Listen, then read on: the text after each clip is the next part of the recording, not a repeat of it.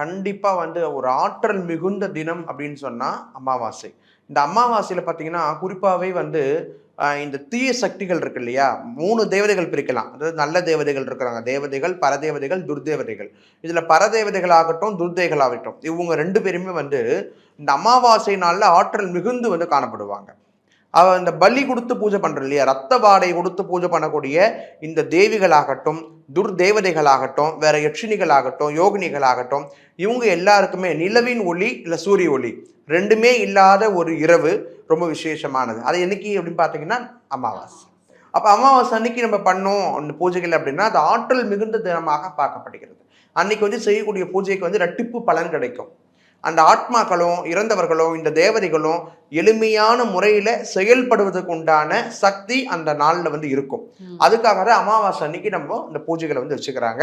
குறிப்பா ரணபலி கொடுத்து செய்யக்கூடிய பூஜைகள், இந்த மாந்திரிகம் பூஜைகள், இந்த மாதிரி விஷயங்கள்லாம் வந்து இந்த கருவாதீனம் அப்படின்னு சொல்லக்கூடிய அமாவாசையில தான் நம்ம செய்யணும். அப்படி செய்யும் பொழுதுதான் அதுக்கான முழு பலன்கள் வந்து கிடைக்கும். ஆச்சி ராயல் குலோப் ஜாமுன் பேக்ஸ் 1 வாங்கினால் 1 இலவசம்.